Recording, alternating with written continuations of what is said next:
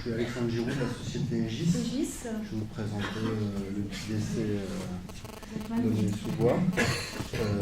Ensuite, je laisserai la parole à Jonathan Roux du groupe Géotech qui vous présentera la rétro-analyse qui a été effectuée à l'issue des travaux. Et Basile Lecomte vous présentera un petit rex des travaux qui ont été réalisés.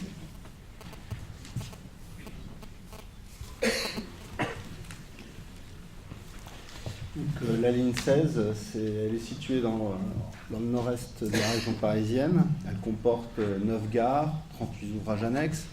Ça a été dit tout à l'heure par Thierry Beaufond.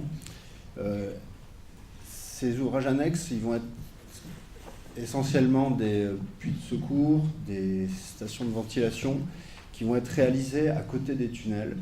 Et donc, pour relier ces ouvrages annexes au tunnel, on va réaliser des connexions à l'abri de terrains traités.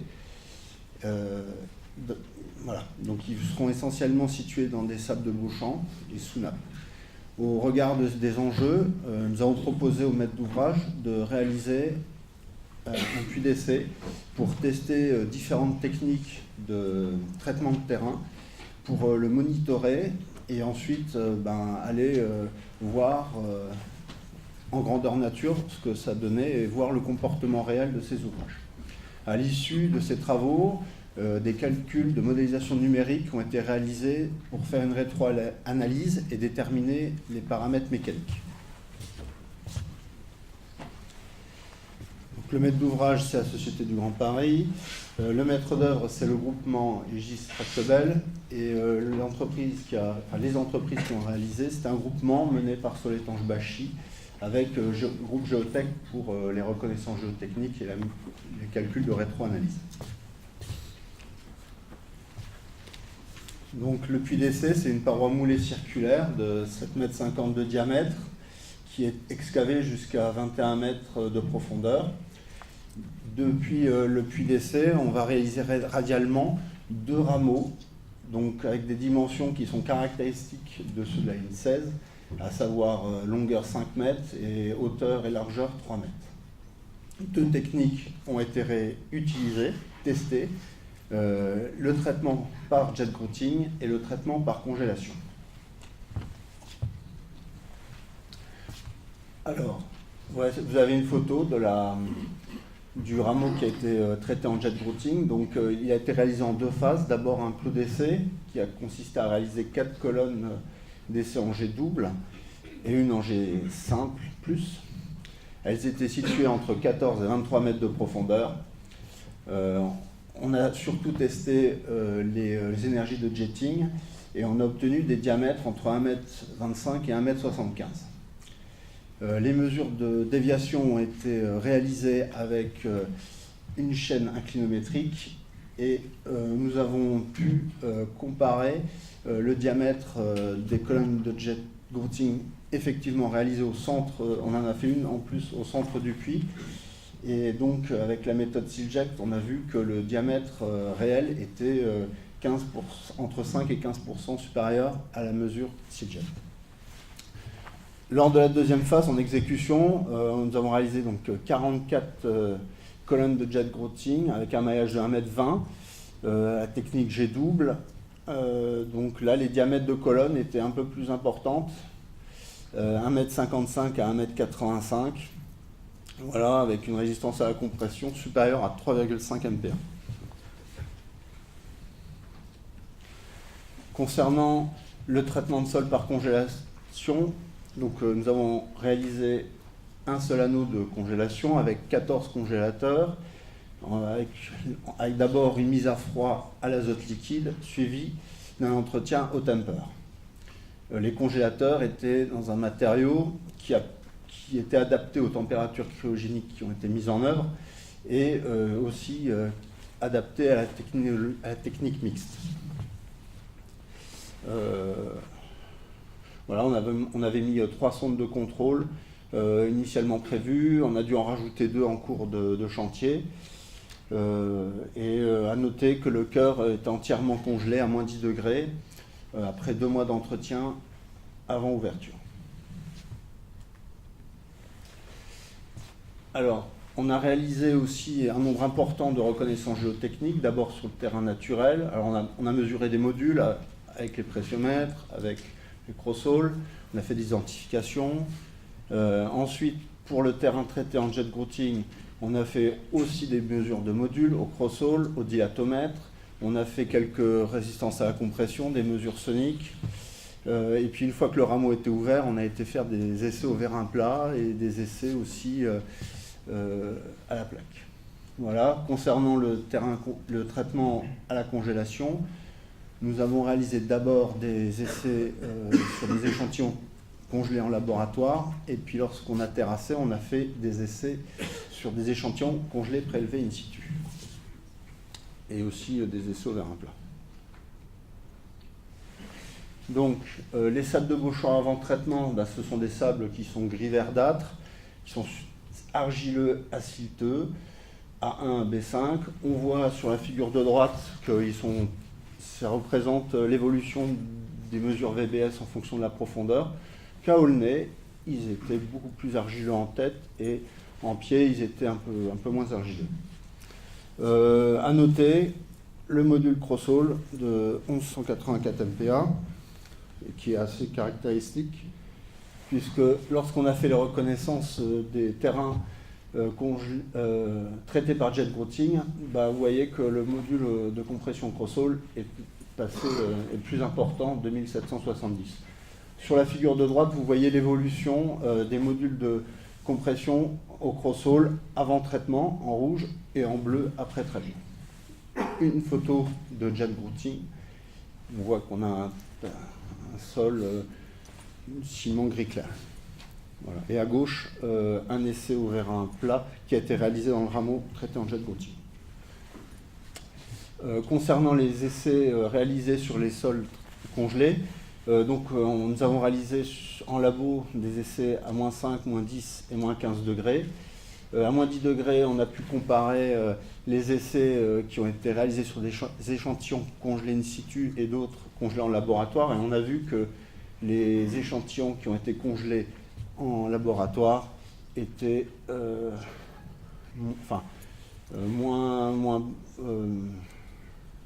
étaient moins bons que ceux qui étaient meilleurs que ceux qui étaient réalisés in situ. Voilà. Concernant l'instrumentation, donc afin de bien suivre le comportement réel de notre ouvrage, il y a eu des instrumentations qui ont été mises en place sur la paroi moulée, mais aussi sur les rameaux avec la mise en place de cibles topographiques en surface, des inclinomètres verticaux et horizontaux, des tassomètres et des cellules de mesure de convergence des rameaux traités par jet grouting et en congélation. À noter que nous avons mis en place 17 sondes de température pour la congélation. Voilà, donc je vais laisser la parole à Jonathan qui va vous parler sur comment ont été exploitées ces données. Merci. Bonjour à tous. Donc, je vais vous présenter la partie exploitation des résultats sur laquelle nous avons eu la chance de travailler. Tout d'abord, vous rappeler les principaux objectifs qui étaient de construire des modèles numériques reflétant au mieux de l'expérience menée sur site. Dans quel but ? Dans le but de valider, pour les travaux de congélation, les paramètres thermiques qui furent mesurés en laboratoire, évaluer l'incidence des différents paramètres sur les calculs et sur l'équilibre thermique, évaluer l'épaisseur de l'anneau de glace formé et vérifier l'obtention d'une épaisseur minimale de 1,50 m à -10 degrés, valider les paramètres mécaniques des sables traités par congélation vis-à-vis des mesures en laboratoire. Et pour les travaux de jet grouting, le but était de valider les paramètres mécaniques, également mesurés in situ en laboratoire. Tout d'abord, vous présenter rapidement le principe de modélisation thermique. On a utilisé donc le logiciel Plaxis 2D module thermique et nous avons réalisé 3 coupes transversales à la galerie. Au droit de chaque coupe, nous avons modélisé le dispositif de congélation réalisé, comme vous pouvez le voir sur la figure centrale, avec l'extrait du modèle, sur lequel nous avons intégré les sondes de température et les congélateurs. Au droit de chaque congélateur, nous avons pris en compte les températures mesurées au fur et à mesure du temps durant l'expérience comme des points de température imposés. Le principe a alors été un rétrocalage des paramètres thermiques et physiques des sables de Beauchamp pour obtenir un modèle qui reflète au mieux les observations des différentes sondes. La diapositive suivante vous illustre du coup deux analyses comparatives de rétrocalage entre les mesures effectuées au droit des sondes et les prédictions du modèle. Ces deux points de mesure, c'est donc deux sondes, l'une longitudinale, FT6, et l'autre transversale, FT2, dans l'épaisseur de l'anneau de glace, qui se situe globalement à mi-longueur de la galerie, de 2 mètres 50. Et ce que vous pouvez observer sur les graphiques de droite, c'est l'évolution de la température en fonction du temps. Et on observe donc sur le premier graphique, celui du dessus, une bonne corrélation entre les données du modèle, en vert, et les températures observées en noir au droit de la sonde. Sur le deuxième graphique, on peut observer une bonne corrélation également sur la phase de mise en froid, car cette sonde a été posée avant travaux de congélation. La diapositive suivante vous illustre ce que nous avons appelé l'effet de bord, c'est-à-dire en fait l'apport de chaleur lié à la ventilation et dans le puits. Car il faut savoir que les travaux de congélation étaient réalisés en juillet-août et que les températures maximales observées à cette période sont montées jusqu'à 25 degrés dans le puits. Aussi, cette chaleur a eu tendance à réchauffer le massif de sol gelé à l'arrière de la paroi moulée. Et comme vous pouvez le voir sur les deux graphiques, qui représentent du coup le relevé au droit de deux sondes, lorsqu'on se situe à 1 mètre de distance de la paroi moulée, on a observé un réchauffement de 2 degrés par rapport à la température théorique prédite par le modèle. Et lorsqu'on est au contact de la paroi moulée, l'augmentation de température est de 10 degrés par rapport au modèle. Aussi, pour modéliser cet effet de bord, nous avons réalisé une coupe longitudinale cette fois-ci, dont l'extrait de la coupe longitudinale est reporté sur la gauche de l'image, sur laquelle vous pouvez retrouver la géométrie de la galerie, la géométrie du puits, ainsi que le tympan. La particularité de cette coupe, c'est qu'elle prend en compte les températures qui ont été mesurées dans le puits cette fois-ci, comme des conditions limites thermiques. Ainsi, on a pu représenter et retraduire numériquement cet effet de bord, donc cet apport de chaleur, comme vous pouvez le voir au centre, et comme vous pouvez aussi le constater avec l'analyse comparative de rétrocalage, qui montre que la coupe longitudinale permet d'encadrer les températures qui ont été observées, autant sur la phase de mise en froid que sur la phase d'entretien, ceci au droit du tassemètre, c'est-à-dire à une sonde qui permettait de mesurer la température située à 1,50 m au-dessus du premier congélateur. Une fois le modèle calé, les paramètres thermiques et physiques des sables de Beauchamp arrêtés, définis, on a étudié la sensibilité des différents paramètres par la réalisation d'études paramétriques, paramètre par paramètre, afin d'évaluer les paramètres faibles et les paramètres forts sur l'équilibre thermique. Je vous montre ici deux exemples. Le premier, un paramètre qu'on a jugé plutôt faible, le degré de saturation, qui du coup donne une variation de température de l'ordre de 1 degré entre la valeur mini et la valeur maxi observée de saturation. Tandis que le deuxième graphique représente l'effet de la teneur en eau libre dans les sols gelés, c'est-à-dire la quantité d'eau qui reste en phase liquide sous 0 degré. Ce paramètre a été jugé paramètre fort car en fait, entre les valeurs minimum et maximum mesurées, on a observé des variations de température de congélation de l'ordre de 3 degrés. Ceci étant dit, on peut ensuite passer à la partie modélisation mécanique de la congélation. Et pour ce faire, nous avons utilisé les données du modèle thermique. C'est-à-dire que nous avons interrogé le modèle sur l'épaisseur de sol gelé à différentes températures. Et l'image au centre vous illustre, l'image de gauche vous illustre l'épaisseur de sol gelé à moins 10 degrés à l'issue, juste avant terrassement. Donc vous pouvez vous rendre compte qu'on obtient une épaisseur de l'ordre de 1,80 m à 1,90 m, soit supérieure à l'objectif d'1,50 m.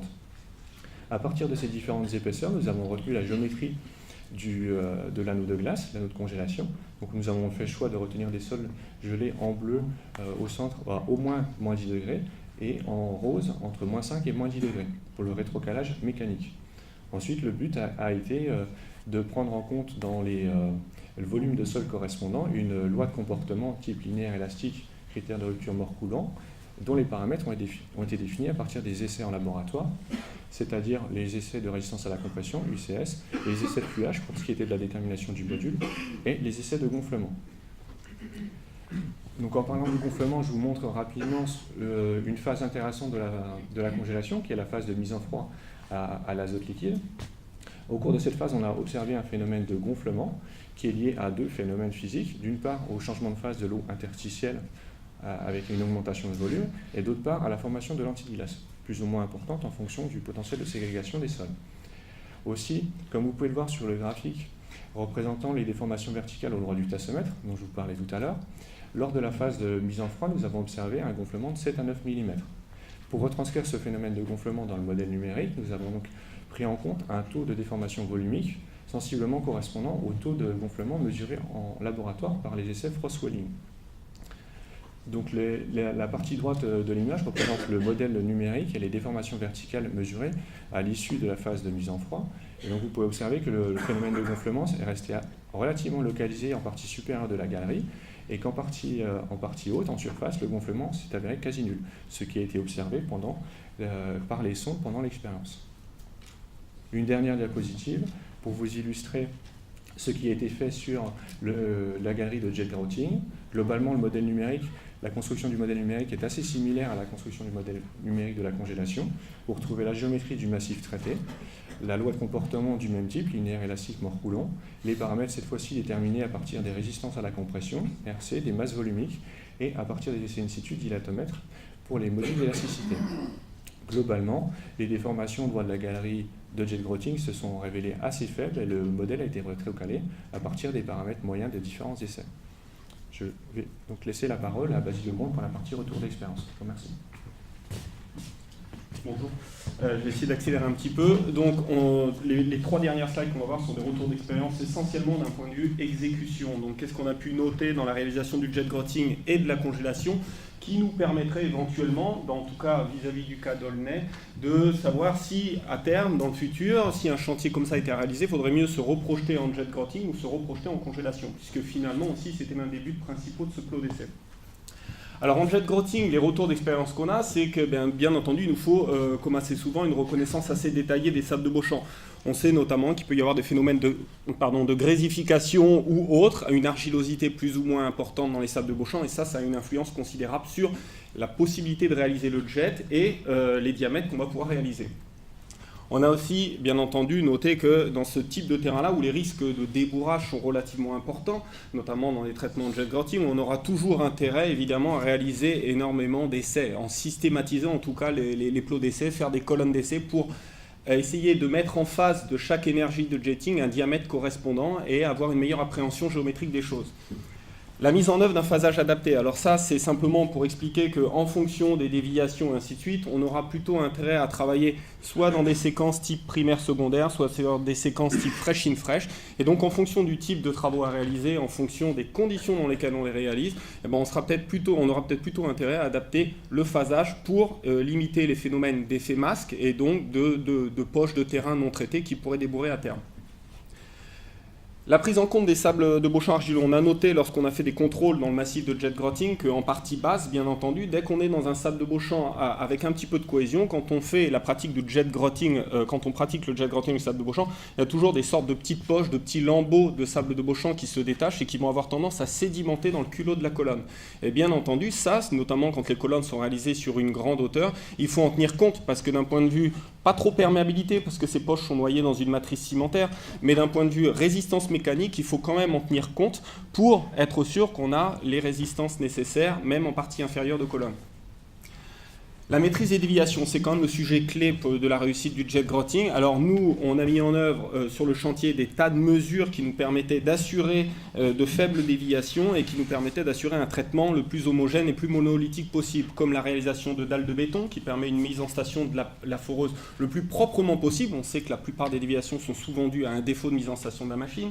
Des trains de tige à forte inertie qui dévient donc moins avec un diamètre de forage adapté au diamètre de train de tige pour limiter finalement l'espace annulaire créé, pas trop petit pour laisser le spoil remonter, mais pas trop grand pour limiter les déviations et le flambement des tiges. Une méthodologie de mesure des déviations adaptées et des mesures de diamètre de colonne adaptées lors du plot d'essai. Ça, c'est fondamental. Et on a mis en œuvre sur ce chantier-là l'élargissement en pied et en tête des colonnes secondaires, c'est-à-dire toutes les colonnes de fermeture, on doublait presque la temporisation de jet grouting, et donc l'énergie de jet grouting, uniquement sur 20 ou 30 cm, ce qui nous permettait de nous assurer que d'un point de vue étanchéité, on était bon.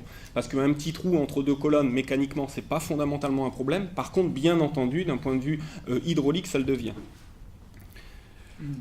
Au niveau de la congélation, bien entendu, une nécessité des essais préalables. On sous-estime souvent le temps de réalisation de ces essais-là, qui sont plutôt de l'ordre de 4 à 6 mois. Une possibilité de conserver les mêmes équipements, ça c'est très important, parce qu'on est en congélation mixte, mise en froid azote, entretien saumure, et on a réussi à maintenir exactement le même type d'équipement, que ce soit pour l'azote ou la saumure, sans nécessité notamment de changer le tube intérieur, que l'on préfère souvent plus petit pour l'azote. Bien entendu, l'importance des températures du groupe frigorifique pour gérer les phénomènes de bord dont parlait Jonathan juste avant. On a mis en place aussi lors de l'excavation de la galerie, pour maintenir le froid dans la galerie, une sorte de sas, hein, c'est une sorte de rideau de boucher devant la galerie qui permet d'éviter justement une entrée des calories dans la galerie et donc une fonte progressive notamment du toit de la galerie.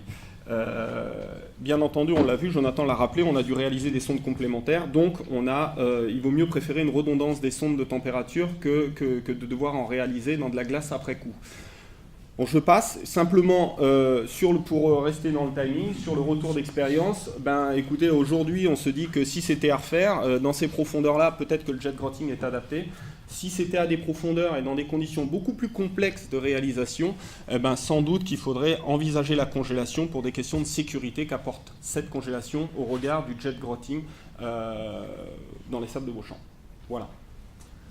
Merci.